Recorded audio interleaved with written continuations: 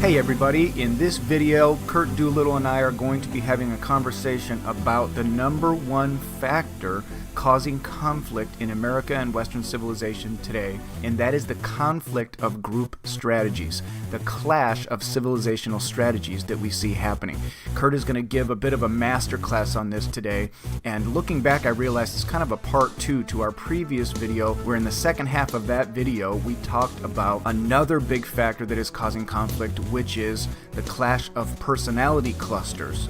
People are voting and advocating politically based on what personality cluster they fall into or fall closest to, and that is causing a lot of conflict.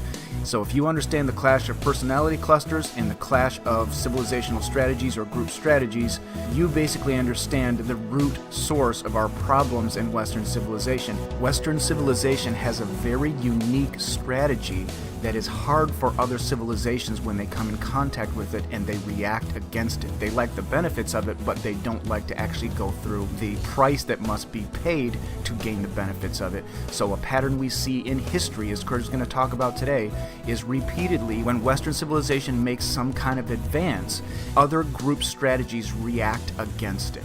So this dynamic is very important for us to understand because it gets at the root of the problems we're having in America and Western civilization right now. We can't just hack at the branches. If you're just out there trying to persuade people who are of a personality cluster that is going to make it very hard for them to even understand the Western strategy in the right-wing way, you're basically wasting your breath for the most part.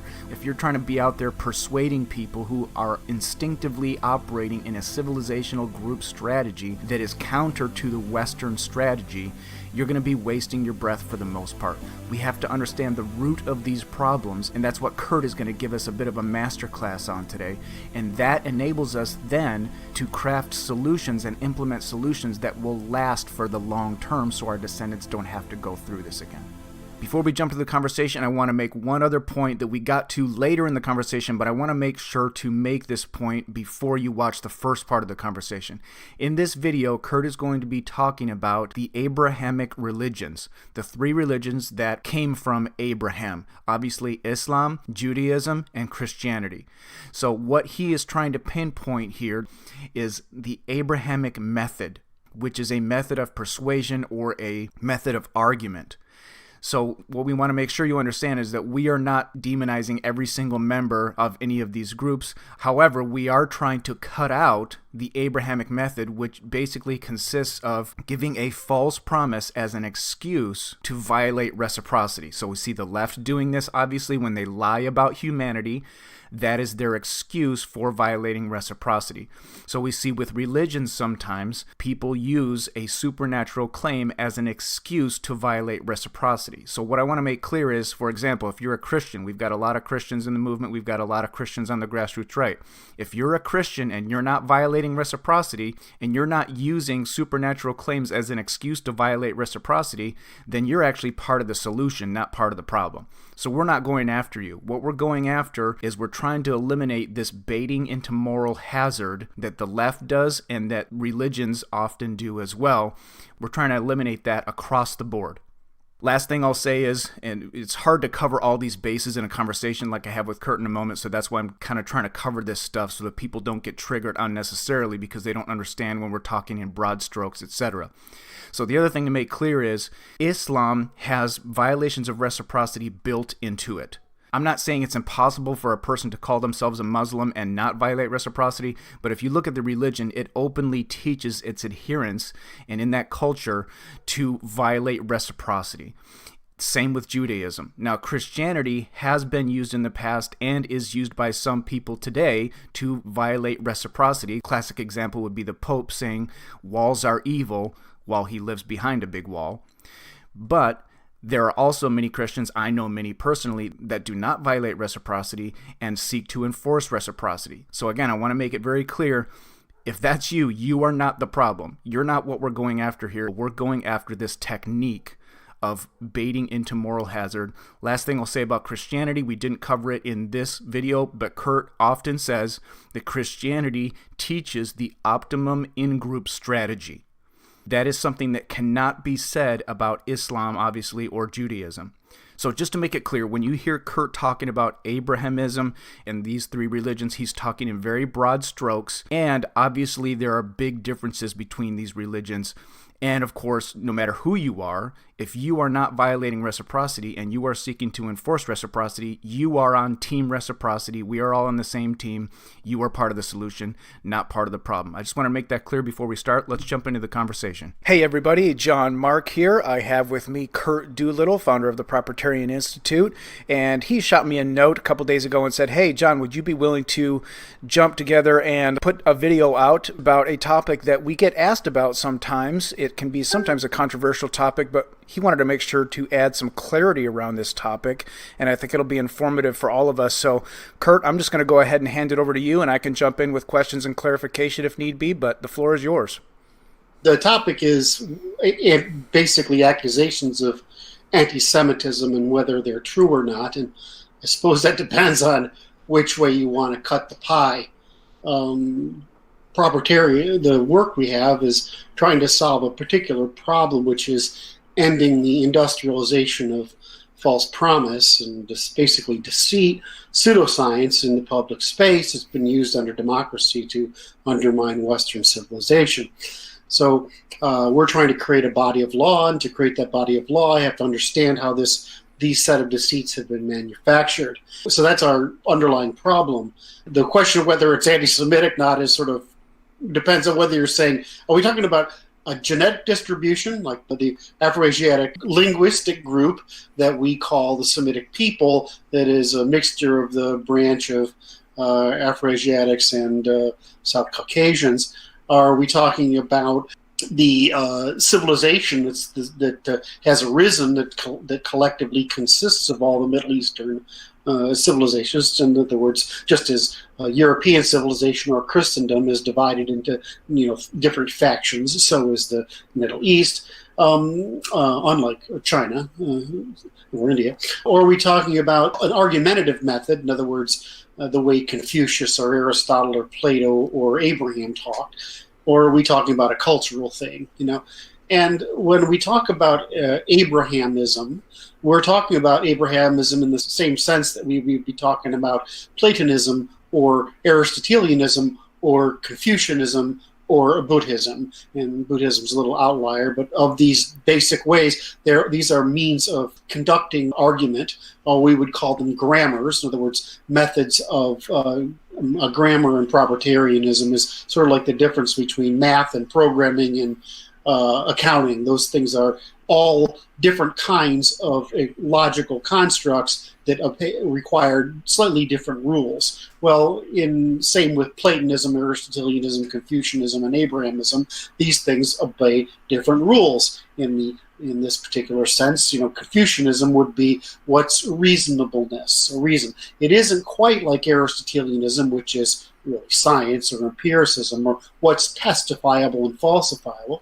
It isn't Platonism, which is to talk about things in terms of ideals, and it isn't Abrahamism, is what our theological systems are worked at. If you could look at proprietarianism, in general, it's anti-everything other than Aristotle. In the context of intellectual history, we don't have a lot of experience having to the problem of a conflict between Confucianism and Western discourse because we didn't make use of it. We do internally have three discourses in our civilization between Aristotelianism, or legal law and science, that which is empirical, Platonism, which we think of as idealism and philosophy, and Abrahamism, which is the Jewish tradition of theology. And so when we say it's anti-Semitic, well, the Europeans developed the Platonism and Aristotelianism and Platonism being literary and Aristotelianism being legal and scientific, and Abrahamism is something the Semitic people developed and have brought in the form of Christianity. So when we say it's more that we're actually anti-Abrahamic, or I'm talking about the ending of the use of Abrahamic or theological prose, whether it be in theological, philosophical, or pseudoscientific forms. And so that's really what we're talking about, is the means of ending the use of what is or was originally theocratic or theological argument in Western legal tradition, in Western law. Does that make sense to you, or is that still too technical? I think the audience and I can definitely get the main point, which is that when you talk about Semitism or Abrahamism, you're not talking as much about a group of people or like a genetic bloodline as much as you are talking about, and I may not say it perfectly here, but a system of communication, almost like a persuasion strategy. You're not after a group of people as much as you're after a particular way of speaking and thinking. So you have a genetic group, a linguistic group, a cultural group, and a means of advancing that culture strategy. So many people know that we had a dark age, right? Not the one we think of as the Middle Ages, but we had the Mediterranean Dark Age, which is called the Bronze Age collapse. Between 12, you're somewhere, I guess the number floating around today is 1177 BC. What is euphemistically called the Sea Peoples come in, and they do a mass migration into the coastal cities, and they destroy trade, and they create a dark age under which Minoan civilization is eradicated. The only great civilizations that survived are Egypt, which is never to achieve its prior glory again, and some little bit around the Mesopotamian area. But in other words, we had a Dark Age, the Bronze Age collapse, during which, the Greeks lost writing for hundreds of years. Wow. So somewhere around 800 to 500 BC, we start to recover from that Dark Age, just the way around 1200 AD, or, between 10 and 1200 AD, we started recovering from our Dark Age. Right? Does that make sense? Yes. So there's actually at least two more Dark Ages we know of before then. I can't speak intelligently about those two right here without getting into a lot of abstractions. So I'm just going to say what matters is, as we came out of the Bronze Age collapse, we came into what's called the Axial Age, or the Age of Transformation, and it's when our religious traditions were formed. Okay. Yes. Right? So just as when we came out of our Dark Ages, we developed, say, Protestantism as a Reformation, and many other things. In that era, they had our religious traditions developed, and this includes the Homeric legends in the Greek world, right? It includes the revitalization, somewhat, of the Egyptian and the Middle Eastern, and this is the time of all the great religious movements across the planet, somewhere around 500 BC. So this is sort of like the rebirth of civilization at that time. And so what happens is that, at that point at least, or in the Indo-European tradition, in our ancestors back in 1500 BC, this is before the Bronze Age collapse. As a matter of fact, it's possible that our ancestors would have caused it. In 1500 BC, we came up with beginning of our religious traditions, and then when we have the Axial Age, these things start to get concretized and written down because it's possible. Does that make sense? Yes. So I get a lot of flack lately about the way I'm presenting this stuff, but I always feel like I have to weave a lot of pieces together, and I'm sorry if my way of weaving stories together is the way it is. Yeah, that's fine, Kurt. And just so the audience understands as well, there's always a rainbow at the end of the weaving together, let's put it that way. And you can catch the point so far that it's not just one dark age in history. There's been multiple dark ages in history. And we rebirth ourselves as we come out of them. We develop a new group strategy, a group evolutionary strategy, as we come out. That group strategy tends to reform the earlier group strategy. Does that make sense? Yes, it sure does. But our original group strategies, like the Indo-Europeans, who combined horse, bronze, wheel, and heroism to create what we think of as Western civilization, but is really the Indo-European or Aryan expansion. Well, we had that. Well, I mean, the Chinese had theirs, the Hindus had theirs, the Indians had theirs, the various Semitic groups had theirs. Everybody has their own. And we tend to remember the ones that developed concrete thought, or that wrote it down. Yes. And so we have, during this age, we have the beginning of the writing, which we think of as the European literary tradition, the Semitic literary traditions, the Hindu or Vedic. God, I need to get better at their civil. I mean, it's the most bizarre civilization to me, and I absolutely love it. But I really can't talk precisely about the Indian civilization well enough as I need to be able to. I can talk about Chinese because I studied it for so long, but it's hard for me to talk about Indian with the same guy. Anyway, what became the Indian tradition, the Indo-Aryan tradition, or the Indo-Iranic tradition, and then the Chinese. We all came around these about the same time, around 500 BC. Right? And everybody's going to argue with me. If I'm trying to make a broad thing across civilizations, yeah, it happens in hundreds of year differences across this time period. But in general, there's a Bronze Age collapse, and then there's a recovery. Right? Yes. And each civilization had a different strategy problem, right? I mean, if you look at the Middle East, I talk about this all the time, they had rivers, valleys, right, and a warm climate. And so humanity tended to develop around rivers. You've heard me talk about this, or marshy areas. Marshes are the best place to catch wildlife. And so, because you've got pretty much everything, birds, and you've got fish, and, lizards, and you've got migrating things and everything. Marshes are good. So you have South Africa, you have the origins of the Tigris Euphrates in Anatolia, Iraq. You have the Black Sea, Caspian Sea. You have all these wonderful areas. You have Doggerland and all of Northern Europe as it goes. That must have been paradise.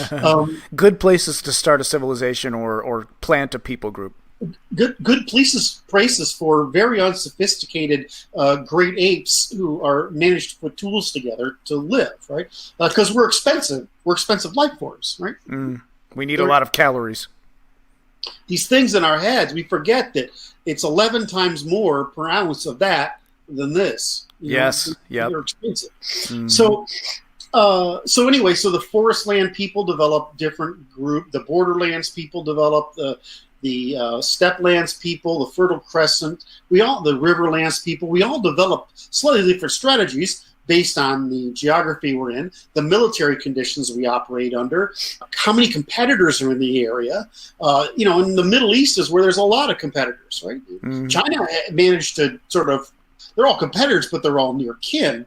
And they're also, people forget that China's as much of an island as Europe is a peninsula. I mean, it's surrounded by desert and ocean. You can't get to it. So it's a pretty safe place.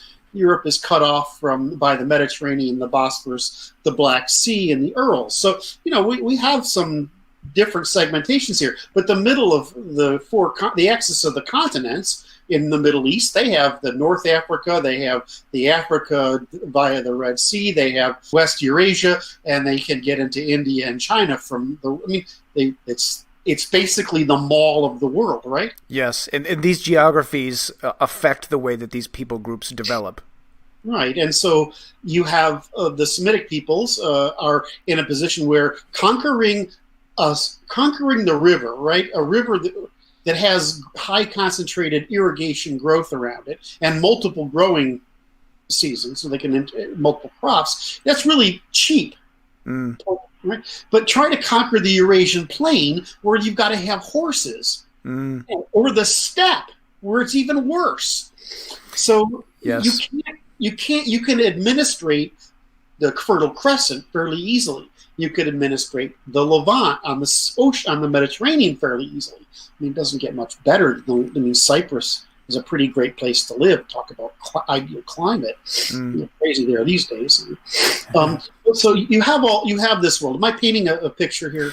Yes, there are different civilizations, different geographical locations with different demands on the people, different demands on the leadership. I want to make out the point that we originally developed some strategy, we go through a dark age, and all of a sudden we get to this point where we're reforming our religious traditions, and this time we're sort of developing civilization again in more places, and we're writing down our mythos because we're growing fairly rapidly.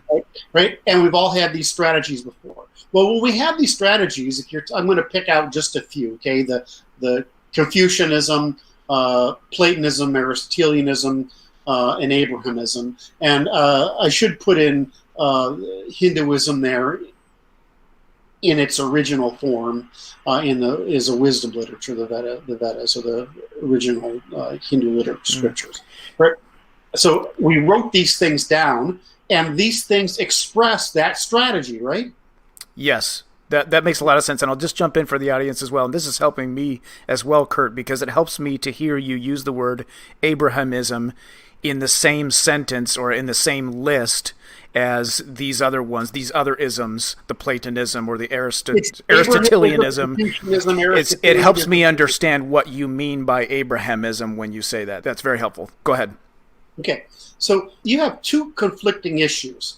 I think it's three. What is your group strategy?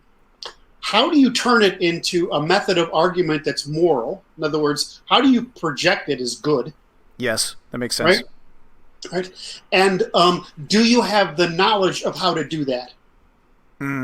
So the point I want to get into is, again, I'm going to reiterate it. There's a group strategy that was necessary. We got to the point where we wrote it down. When you write things down, they start to stagnate. When they stagnate, they have to be more coherent, right? When they're coherent, they have to be communicated in a way that sounds moral. Yes. You have to be making some kind of an argument of this is why this is good. This is why this is good. And then you have to have the ability to articulate it. In the sense I mean it, I would say Confucius failed, and so he directed everybody to get to the family. But the reason he failed, as far as I can tell, is simply that their language is their language is poorly structured for Aristotelian thought, whereas Indo-European language is better structured for Aristotelian thought. Very interesting. So they talk about things in riddles or what I would call reasonableness. It's not syllogistic like Socrates and Plato and Aristotle, but it does make sense, and it's predicated on harmony. Yes, so you see those certain values. And when you say Confucius failed, what do you mean by that? They couldn't solve the problem of politics. This is something that is pretty well discussed in the literature. You know, what happened in the Chinese is that, you know, everybody starts out with a feast, right? That's how everybody sort of gets the feeling of church. Yes, the gathering of people together, yes. It's the feast, right? I mean, we're no different from freaking lions or dogs or anything else, or wolves is probably better. So, you know, we start out with a feast, and the problem for Chinese was they need a way to control the consumption of the aristocracy, the warrior class, and so they develop rituals to control them. And so it's a ritualized society. The Europeans, we had a different problem because we weren't able to form a hierarchy because of our economic and military structure. So you were never able to get anybody that really that dominant. You had to keep all these fairly flat structure of noble families happy, and so we never got the concentration of wealth. Does that make sense? In any one place, because there was no institutional means of concentrating it. Interesting. So we develop politics in the way we think about it today. We develop politics because it was possible for us to solve it. The Chinese couldn't, but then they got monolithic bureaucracy out of it. Yes. They got meritocratic monolithic bureaucracy out of it. Well, they didn't get our way, they got their way. You know, both ways sort of work. Yes. Now, unfortunately, everybody else failed. At solving the problem of politics, as you're saying, and of getting to science, etc. And so, you know, the two of us managed to do this, and because of that, you probably know that we were able to get fairly eugenic civilizations going over time for long enough periods of time to do it. When you say the two of us, you're talking about the Northeast Asians and the Europeans. The West Europeans, yeah. Yes, okay. Makes sense. So those are the only two groups that were able to get what you're calling a eugenic civilization going. And in the modern times, you can see the fruits of this. They're the only two groups that have produced first world quality of life nations, etc. The weird one is India, because it's all there. By the AD 100, there's no reason India doesn't go forward.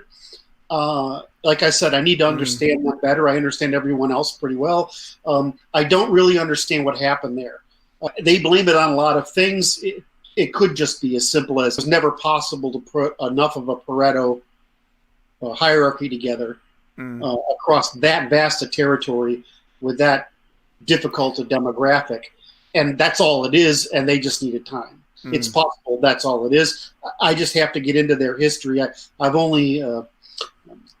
I just don't devote the time to it. I need to. I know where to go look, and I know how to do it, but so many things. So what I want the audience to see is that Kurt understands why. I mean, we just kind of take for granted the way things are. Like we know, for example, the Asians have like a more top-down structure, but Kurt understands why, and we can understand through the history why these different civilizations and groups have the strategies that they have, and even what we're seeing up to today. It's obvious. You could get educated in this until 1920. So it's the post-war tragedy that you and I and really everybody's... Our kids should be taught this stuff. I mean, why not? There's no reason not to. Well, the reason not to is post-war counter-revolution against Western civilization. But, yes. So, again, let's just go into it. Groups have strategies, right? Groups develop are in different geographies. They have different group strategies. They have different means of recording that strategy and different means of arguing it. Mm-hmm. So the problem is, are these strategies good or not? Right? I mean, they all say they're good because they have to do that, but are they actually good? Do they actually produce high quality of life, etc.? Well, they're good because they survived. In other words, they allowed the people to survive. The question is, in the present era, when we have a conflict of civilizations, really, and that's the problem of the age. And so I'm sitting here saying, well, I mean, I just want to get across to people that Abrahamism is no different from Confucianism. It's just a different. It's produced by a lot of people. Mm-hmm. It's like saying philosophy. Well, all philosophy is a footnote to Plato, just like all science is a footnote to Aristotle. Yes. You're right. I mean, and you know, all Abrahamic theology is a footnote to Abraham. Yes. You're pointing to the original source of where a lot of this, where each strategy developed out of, essentially. Right. And I'm not listing them all. I'm not going down the Zoroastrian Persian because it doesn't affect this argument. I've got all the rest of them there. I'm not going to go into them. Sure. I'm just picking out the major civilizational conflicts because today that's what we get. Yes. Right. So am I picking up correctly as well, Kurt, that the reason this is important, or one of the reasons this is important, is that we have a conflict between the Aristotle-derived strategy and the Abraham-derived strategy, if I could put it that way? And well, yeah, but I want to say that everybody says, well, you know, you're picking on that. Well, no, it's just we came out of the Dark Ages this time by reintroducing Aristotle. I mean, the Muslims went fundamentalist, and their philosophers fled west with the materials, reintroducing Aristotle to the West. It took a while to cook. England cooks it, or Britain cooks it, and it comes out as the scientific revolution, right? Yes. Right. Now, everybody calls this thing called the Enlightenment. I'm like, no, it wasn't Enlightenment. The only Enlightenment was the British one. Everyone else was just getting rid of theology. The French, the Germans, the whole continent, the Jewish Reformation under Mendelssohn, and the Russian literary Reformation. Everybody did it, across every continent. Now, the difference is the French revolted and had their French Revolution, and that they had the terrors, and then Napoleon conquered Europe, finally took on his enemy, the Holy Roman Empire. The whole Germans unified, and the Holy Roman Empire unified to try to stop that from happening again. We all stopped them. This is just going on. But it's not like there's anything special about the past century. We had a German century of attacks against, or 2 centuries of attacks against the British Anglo-imperial revolution of Aristotle. Before that, we had the French century of revolution against it. So there's these revolutions, there's reactions against science, what we think of today as science, basically. Right. Now we got to connect that together. Science being Aristotle's method, which also incorporates the group evolutionary strategy of the European people. Yes. So that's actually the point. So we're just finishing up the Jewish century of resisting. Mm-hmm. science, right? Yes. It's most of Judaism is actually resisting Darwin, which is, but we'll get there. And we're 20% of the way through the Muslim resistance. Mm. And when you say resisting Darwin, just to clarify for everybody, you're not just talking about, for example, the theory of evolution itself, but also just the general idea.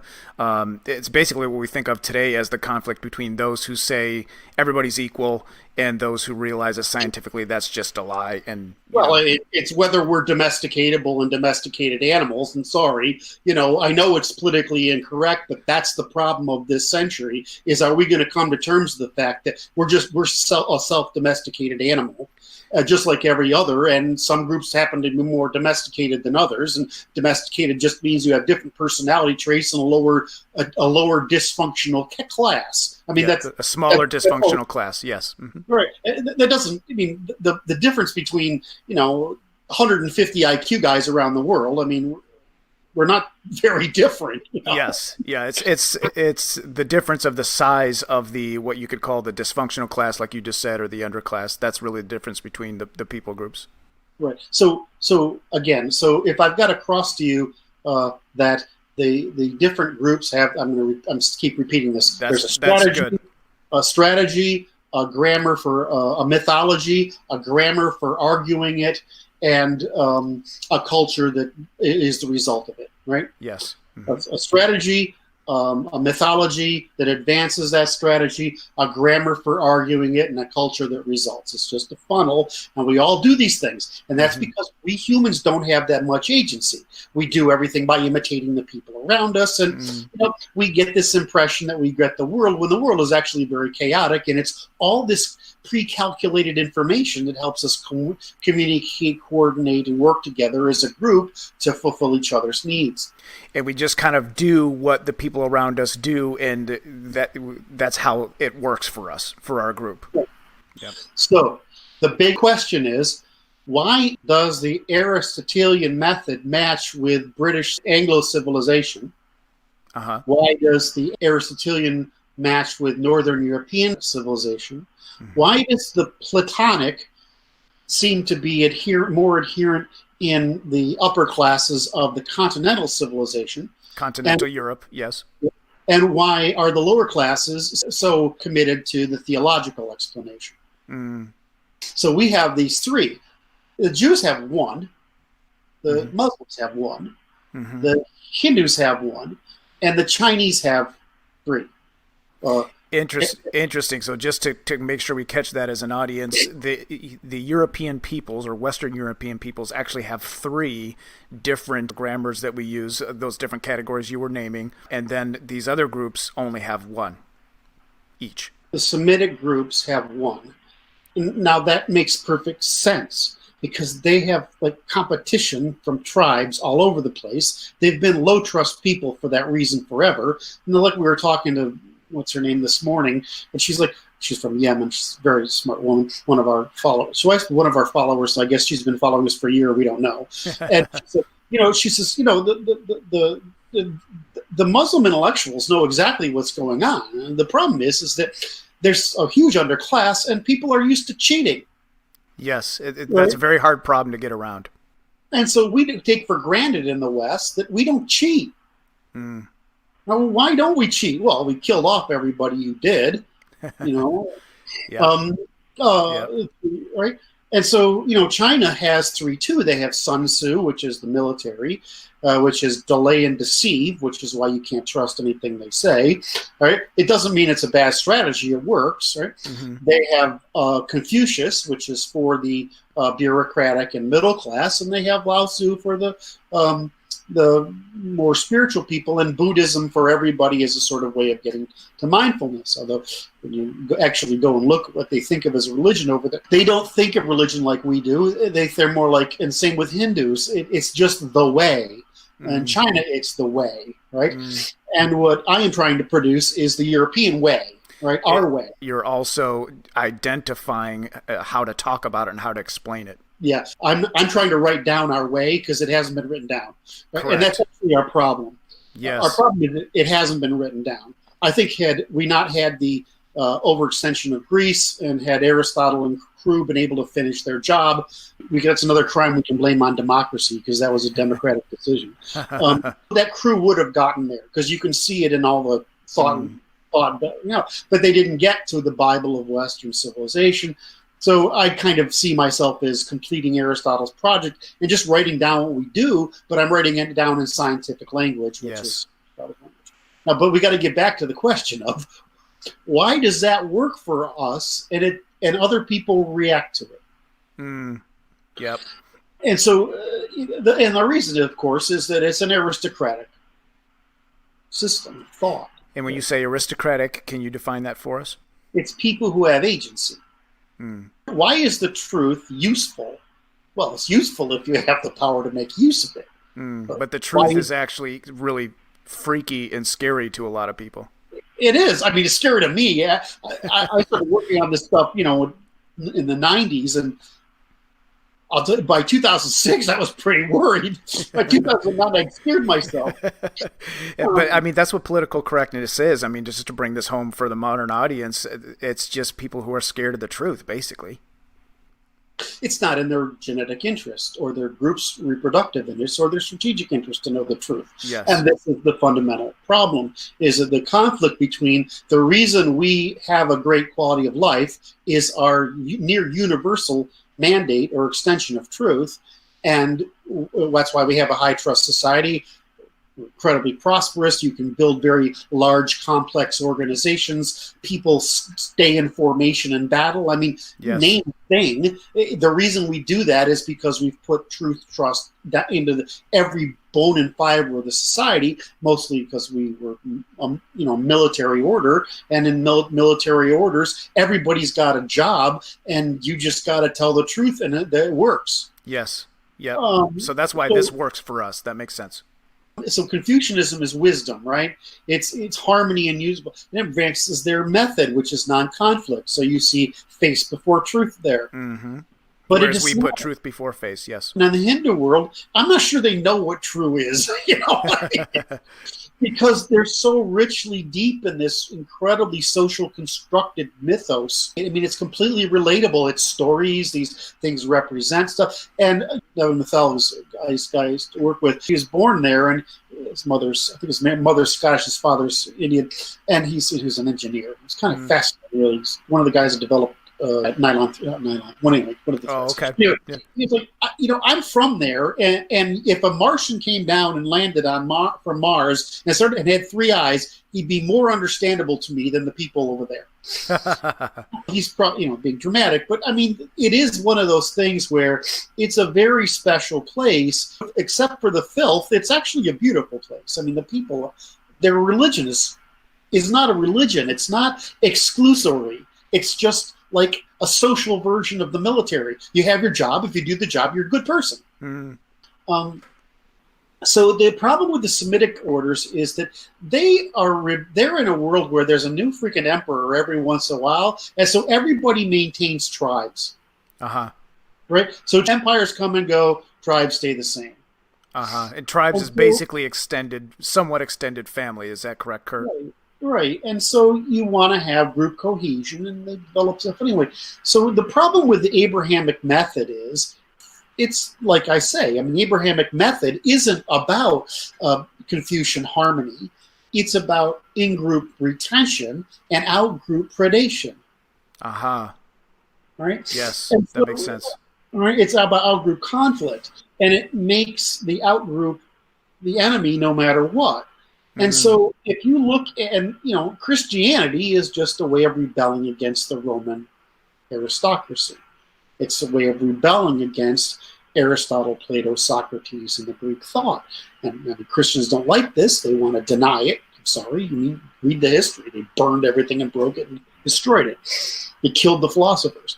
Now, from a Muslim's perspective, the guys who ran the tribes were corrupt as hell.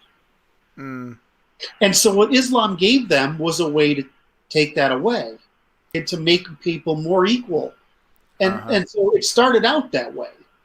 The problem is it's monolithic, and it's spoken in Abrahamism, which is falsehood. It's lies.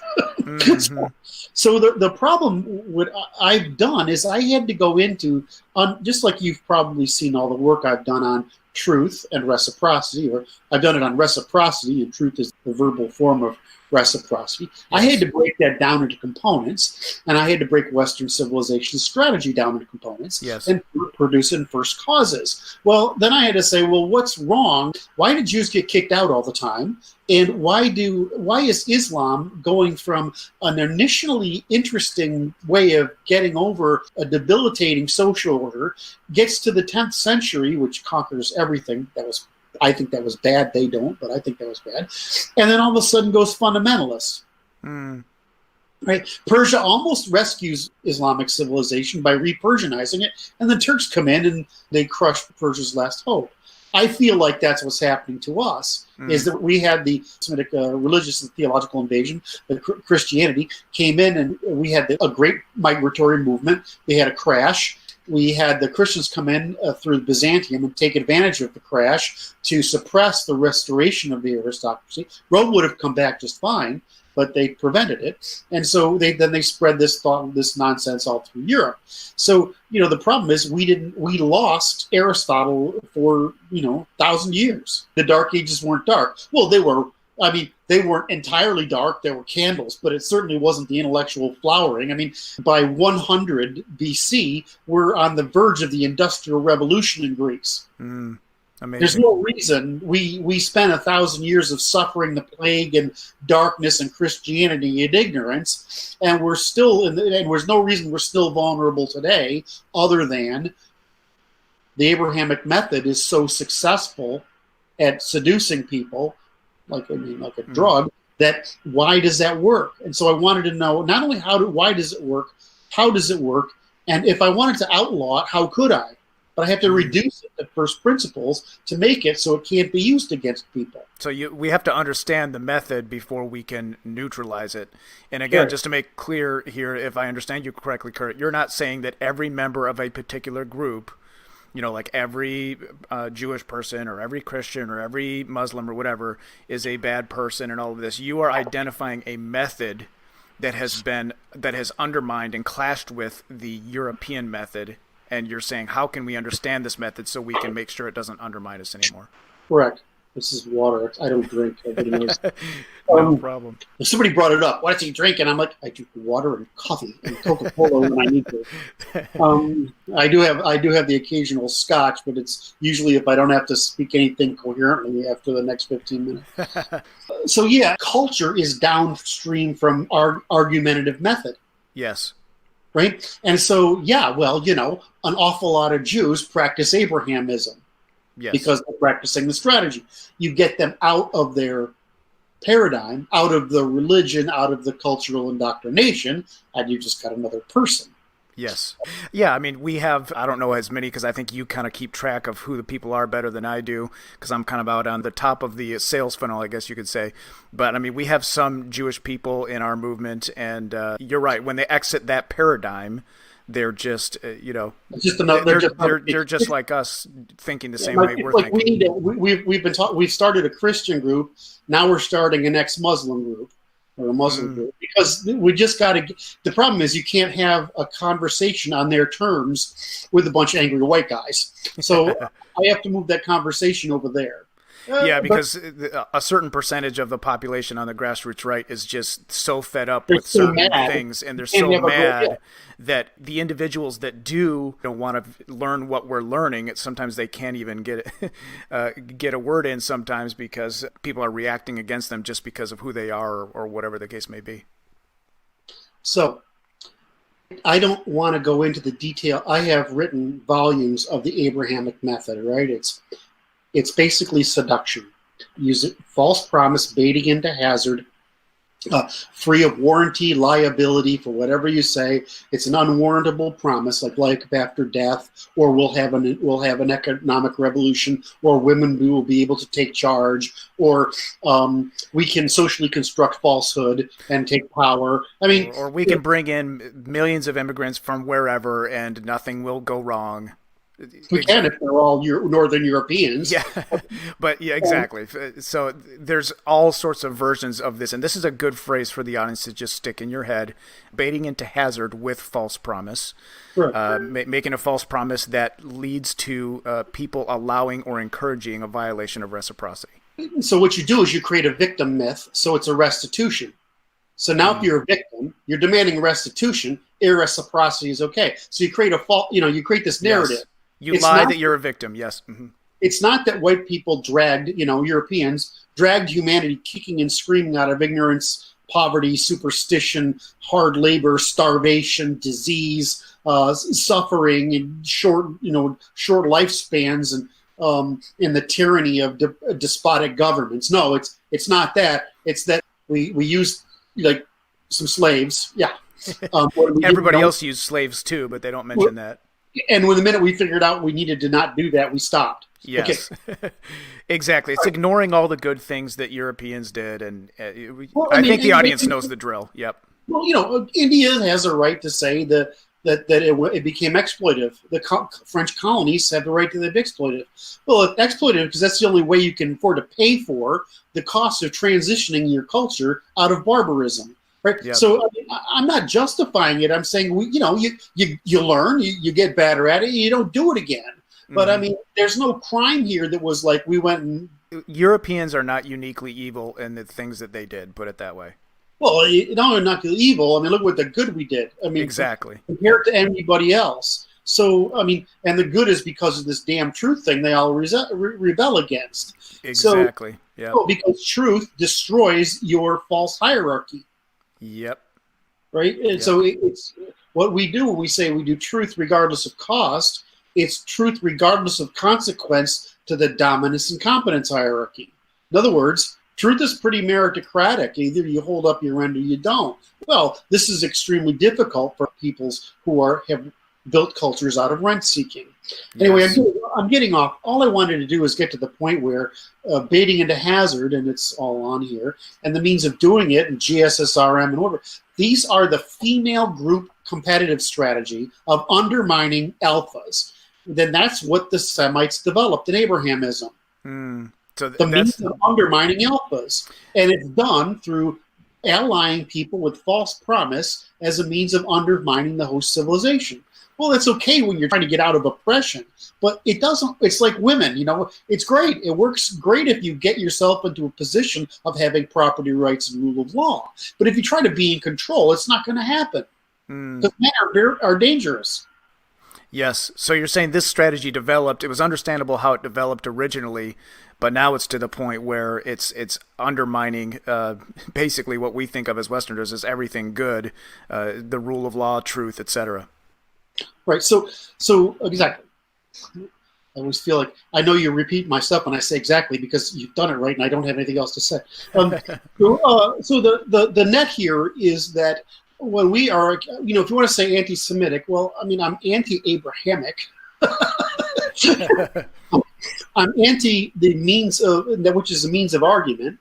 I'm anti the group strategy of parasitism that it justifies, and I'm anti the group of people that practice it. But it's not a genetic thing. It's just like, well, stop doing that stuff, stop indoctrinating it. But we treasure history. Well, yeah, I'm sorry. I treasure my ancestors' history of running around and killing everybody for fun and profit. I mean, I don't do it anymore. But if you treasure your ancestors' history of like the gypsies. I mean, they train their children on purpose not to work. Yes. Right. If you grow up in the Semitic groups, if you're especially in the Jewish, you train people to profit from baiting into hazard, right, and to avoiding compensation and payment for the commons, and for undermining power structures. Now, do women know that they go all around and practice the female competitive strategy? And can they argue?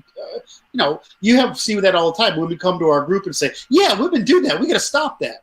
But it's just intuition, right? It's just a genetic strategy for making sure that women have control over who mates with them, right? And men, and they have control over each other because they're all mastering this art of making sure they control men. But now they have the same weapon to use against each other. Yep. And they're just doing it what essentially amounts to just by instinct, habit, culture. Yeah. Right, and so they're shit testing, whatever. So the answer is, do I want to outlaw that behavior? Well, I want to. We've spent thousands of years outlawing antisocial male behavior, and why don't we spend this century outlawing antisocial female behavior? Right. Yes. So that would end the Abrahamic Jewish Muslim problem, and it would allow us to make, once you can name a thing, talk about it. So what I tried to do in the Constitution is, you've probably seen this, is I've tried to find a way to deal with this problem. And so when I'm testing this theory, in other words, how do I talk about this? How do I get across? Yeah, it comes across as anti-Semitic. Well, it's actually anti-Abrahamic. And a lot of Semitic people practice Abrahamic argument and are in the culture operating under the group revolutionary strategy that's embodied in it. But it's not, I don't have this idea in my head that they have any control over it. Yes, and it's almost similar, you might say, to Christians, for example. Not every Christian does the baiting into moral hazard thing, but you have a good number that do. You have the Pope going out there, welcoming refugees and not talking about the cost it's going to impose on our people or our society. So again, we're not talking about every single person here. We're talking about patterns, and hopefully that distinction is clear from what we're saying. Is that an accurate way of saying it, Kurt?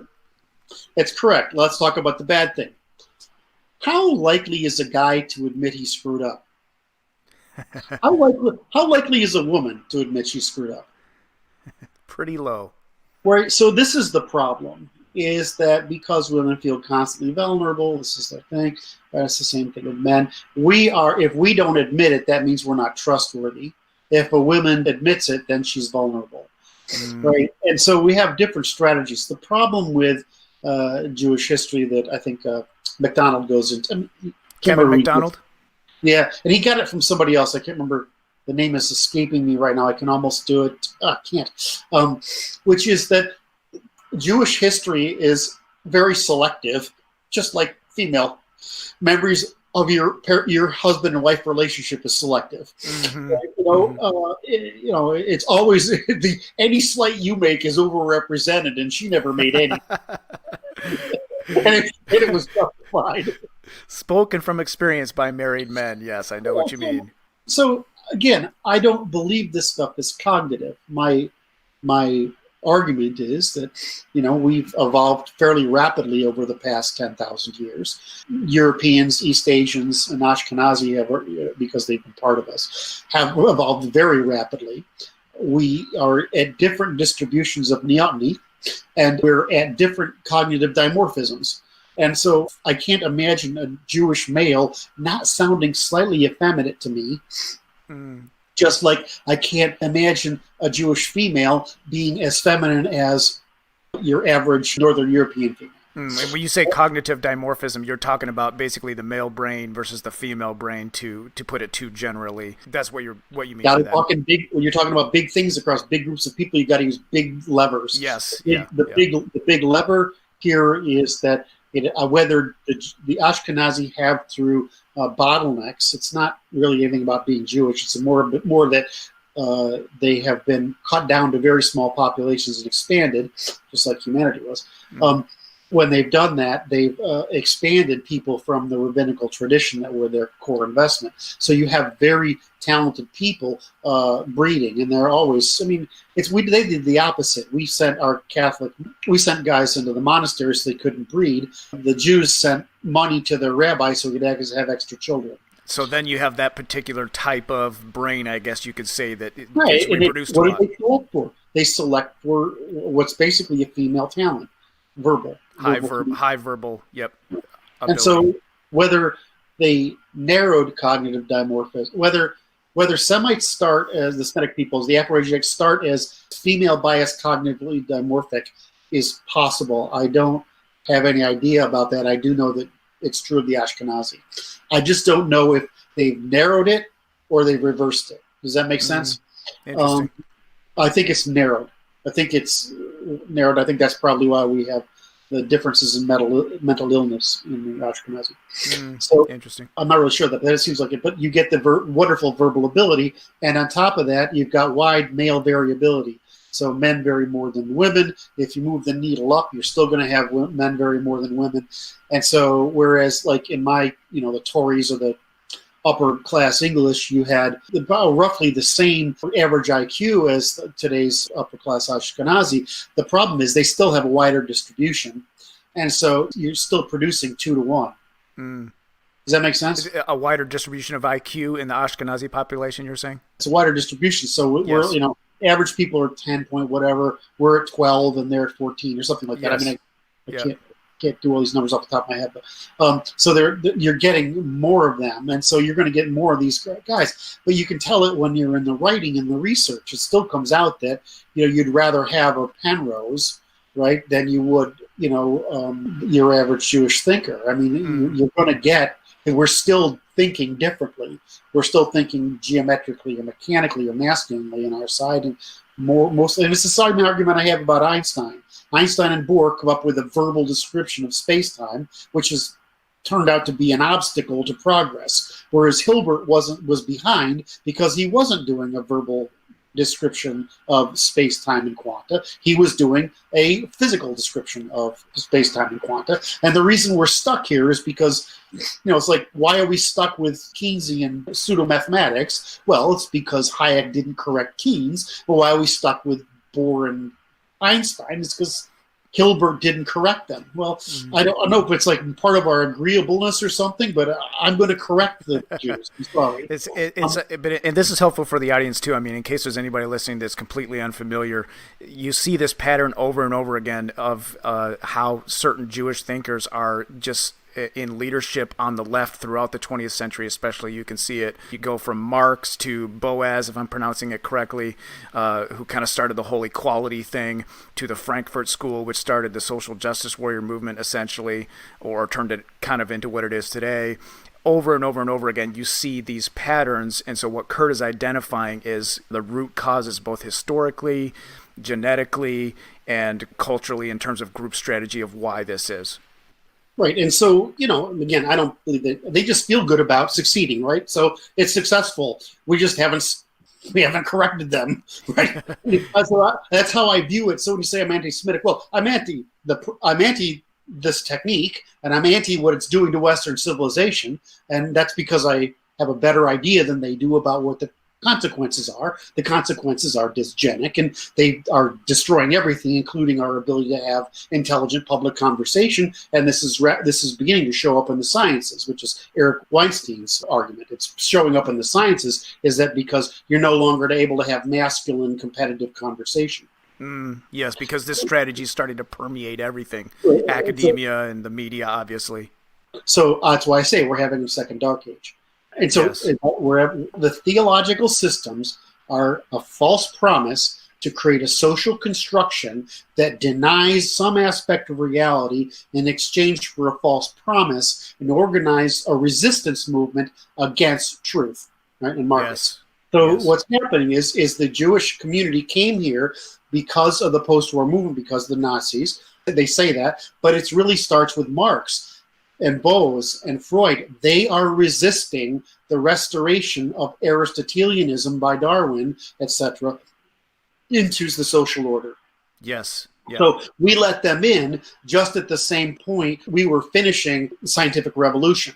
And so what we're trying to do today is we're trying to finish the scientific revolution by bringing the sciences all the way through, completing the Darwinian revolution, and bringing it into our social orders. The problem is that tells you that we have to go back to eugenics, and this is antithetical to the Jewish system of thought, which is basically feminine. It's antithetical to them because it would prevent their group strategy and their method of argument. It would probably prevent their moral instinct. So this is a problem. So you could say I'm anti some genetic pool. Well, that's just false.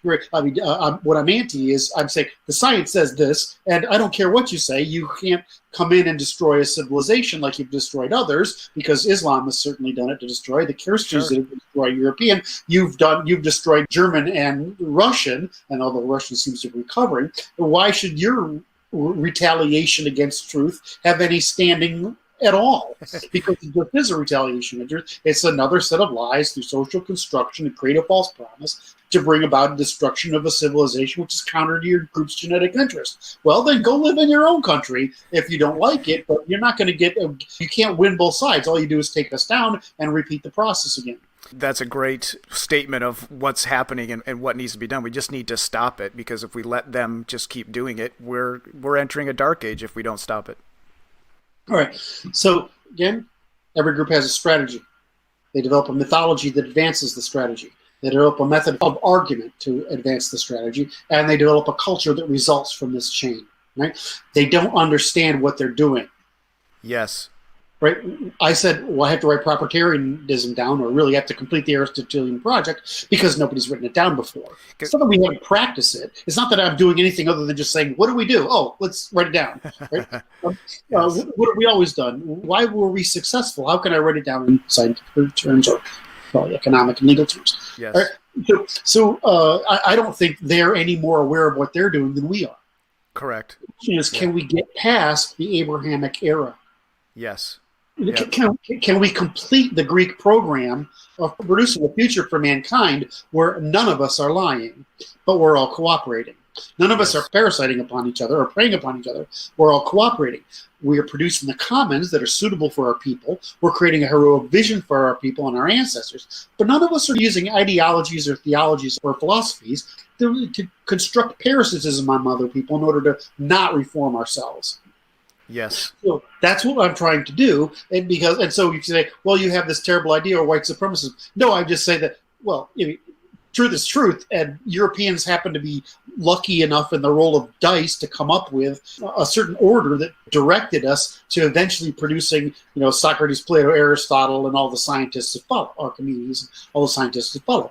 I don't think it's anything you could say our genetics have altered because of that practice. I would agree with that, but I still am on the side of it was an accident.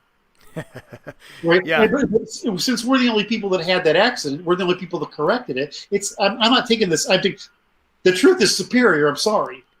Yes, it's superior math, as a strategy. Yes. Math, science, economics, law, natural law. These are all truths, right? That have given us agency over the world. The price we pay for truth is eugenics. Does that make sense? Yeah, absolutely. It's just a superior group strategy.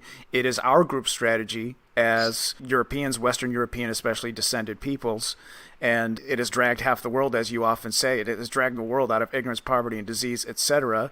And we're just not going to let it be destroyed and inundated by these other strategies, in particular this one strategy of Abrahamism that threatens to inundate it. And the other thing I was going to add, Kurt, is it's so helpful for me, and hopefully for the audience as well, to finally understand what is going on. There's so much confusion out there. Why is there so much conflict? Why is this happening? Why is that happening?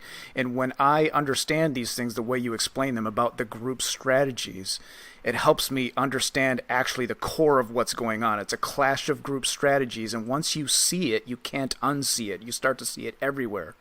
And especially when you realize we're all bots. Exactly. You just realize people are acting instinctively according to their group strategy. These group strategies are clashing, and then you can look at it and analyze it the way you have, Kurt, and the way we proprietarians know how to do now when we learn this. We look at it, analyze it, and say, okay, which group strategy actually is going to produce a better result for our group and for the world in the long run? And the answer to that is very simple. It's the Western European group strategy of truth before face and all these things that we've outlined. Right, which is why we have followers around the world, because we have X everything else followers around the world, right? And once everything else has failed, you're stuck with P, right? Because we're the only thing left. Yes.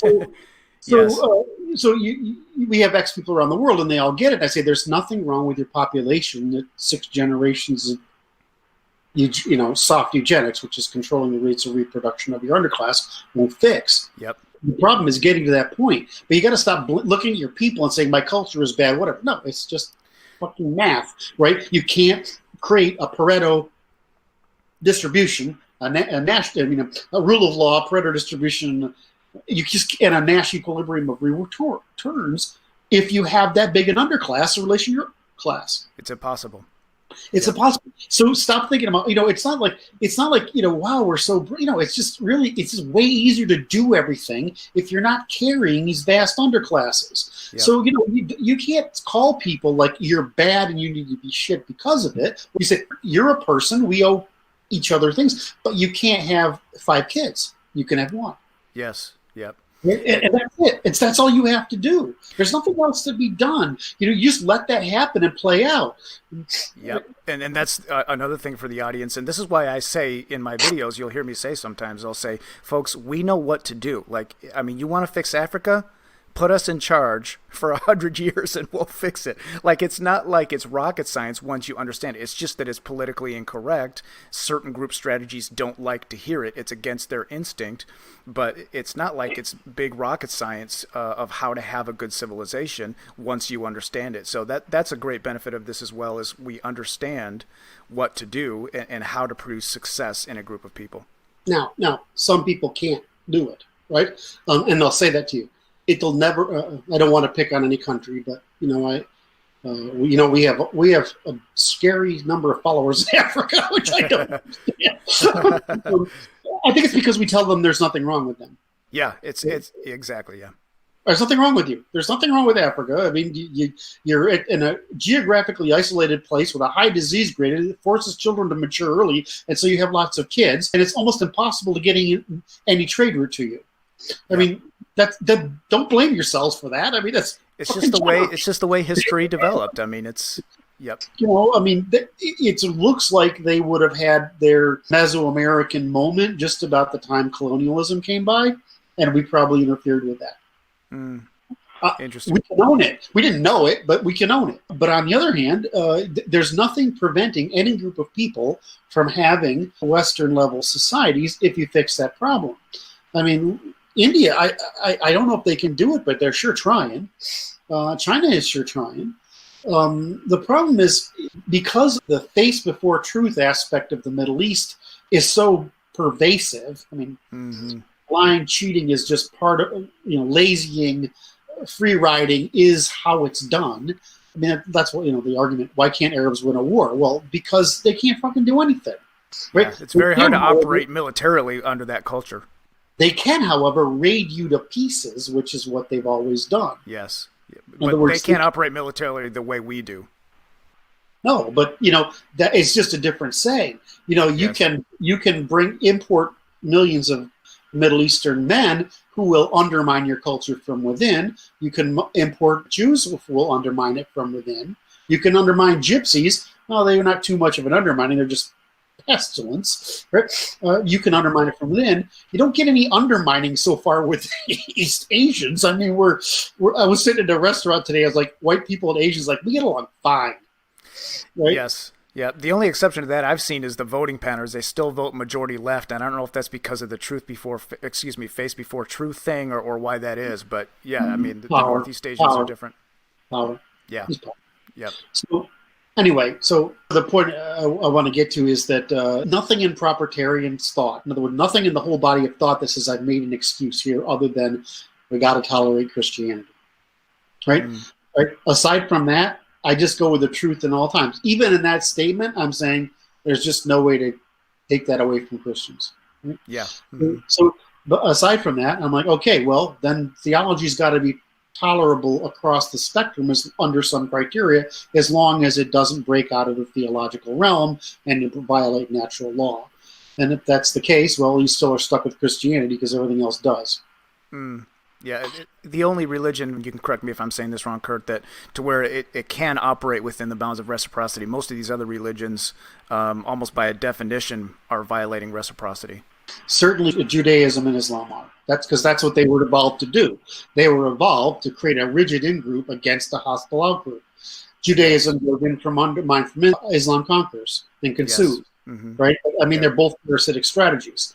European colonialism was a parasitic strategy, right? I mean, it was a conquest strategy. The difference is if you get conquered by, Europeans, if they succeed in colonizing you, you're going to probably live pretty well.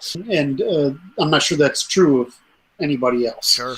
So absolutely. Anyway, that's what I wanted to get across. So are we anti-Semitic? I don't know the answer to it. I just want to know is it true and reciprocal and good? In other words, true, Hmm. reciprocal, Yes. and it's evolutionarily necessary. We haven't talked on the fact that that's what the three rules of propertarianism are: true, reciprocal, and evolutionary. In other words, everything's decidable by those three criteria, but those are the three criteria we use because they're the three things we can test for truth with. Yes. If something, everybody thinks, well, we have time. Well, we don't. We've been around. The last crisis was, in 1200 BC or something like that. We've almost been exterminated. I don't know how many times. We're having a pretty nice time right now. We're in a nice interglacial period. There are no volcanoes blowing up every 2 days, killing everybody. We haven't had anything strike the earth. But we've only had 10,000 years of peace. Mm. And in the 10,000 years of peace, we've only had, really 3,000 years of real civilization. And of that, we had 1,000 years of Semitic Dark Age. Mm. I don't want another 1,000 years of Semitic Dark Age. Yeah. So we don't want to take for granted what we have and what we've produced. Right. And the problem is there are people who do because they don't care. Yep. Yep. So we have to be the grown-ups in the room. Yep, we have to be the grown-ups in the room. And the other point I was just going to quickly make when you were asking the question, are we anti-Semitic? These questions are almost always, when they're posed or when someone is accusing you of that, it's almost always like a straw man. For example, we're all familiar with, oh, you're a white supremacist. Well, I mean, that's an accusation that you're morally evil, and it also mixes together a whole bunch of different definitions you could put on that term. I mean, there's not a single person, I don't think, on the right or anywhere that believes that every white person is superior to every non-white person. And there's a lot more nuance. What we're trying to do is just be scientific and speak the truth. That's all it is. I want to solve the problem of the 20th century. Are we going to get through this? And are we going to have the end of European civilization, the end of Aristotelianism, and another dark age? Because every single time you have a large migration of people like this and collapse an empire, you get a dark age. I don't want to do that again. Yep. So let's not do that again, and let's just take care of our civilization. Now, it's not too late to fix this. People think it is, but it really isn't. Is it going to be easy? No. Can we do it by a peaceful trade? Yes. Do we have to have a bit of a uncomfortable conversation before we get to a peaceful trade? Probably. Our things seem to be going about the right way in the world, except for immigration from the Middle East here and from the third world here in the States and in Europe. But, India's come along, China's come along, Russia's come along, Eastern Europe's come along. It's just, Western Europe, which is the Anglo and the Germanic and the Catholic, they're the only ones that are having the problem. And I'm not really sure who's doing that other than Jewish guilt. Like you say, we can't stop it. And this is why we talk about a new renaissance, because we stop it. I mean, we have such a good level of understanding now of what's going on, how to fix it, what these different strategies are, what our strategy is, all these things that we talk about, that we get through this crisis on the winning side. We're going to have a new renaissance. You will, because, just every time you reallocate that much capital, you move it from very concentrated, narrow. Capital is no longer concentrated in a fashion that's constructive to the evolution of people or their comforts. And so I want to reorganize that capital and bring about a new renaissance. I'm talking about all this stuff here, but most of it's explanation. The underlying strategy I'm talking about is changing the law and changing the economy. Yes, from unproductive parasitic to productive non-parasitic. And, we'll stop having this problem. But this left illusion of false promise is why we can't have nice things. Yep. I want to have nice things. I want my children to have nice things. I want their grandchildren to have my grandchildren. I want people to have nice things. And I want my civilization to persist because, frankly, we're the only ones that discovered truth, and we're the only ones that seem to be very good at it. And I'm a little worried what happens if we're not here. Oh, yeah. And somebody was saying on Facebook the other day, if we put something like this in place, there are going to be other places around the world and peoples that look at it and copy it because the results will be so fantastic, or they'll want to copy it. They'll attempt to copy it. And that's our job. This is how movements start, intellectual movements start. You start with a spark, you build on it, you build on it, you build on it, you solve the problem of the age. You're considered a wacko in a corner of the writer's world, and what they call it, scribblers. You're a scribbler in the middle of nowhere, and 100 years later, after you're dead, it made a difference. Absolutely. I can afford to make that. You can afford to make that. Have a group of people that are creating this movement. We've got now our first generation of guys is rock solid. Our new generation of guys is coming along very, very quickly. I don't really understand why that is. I know that you're bringing them in, and I don't really know how they're getting trained. But I mean, the rate that people are learning this stuff now is great. So, third generation, fourth generation, we're going to be there. So. Yep. Absolutely. I'm really excited about it, Kurt. Thanks for taking the time to explain this. I think it's helpful for people to understand the group strategy aspect because, you hear people even on the right saying, well, just don't bring race into it. Don't talk about this kind of stuff. Just, do what you're going to do and pretend it doesn't matter. But we have to understand these things because they have a huge influence on history, on our civilization. It's a huge part of our civilizational struggle right now. And so it's so helpful to understand these things. Thanks for taking the time to explain it to us, Kurt. Any last words? No, I love you, brother. Thank you for all you do for us, and thank you to the community for the support you give to John, me, and the other guys. Thanks for spreading the word. Thanks for educating others. Proprietarianism is not P-logic. P-law is non-trivial. It's a little bit of work. So for those of you who want to go that route, great. We need to build our class of intellectuals. For those of you who want to understand the Constitution and want to enact change, fantastic. You can help. If you just want to be advocate and route for us, you just do it all the time. Thank you very much, all of you. Thank you so much, Kurt, for all the work that you do as well. Really appreciate it.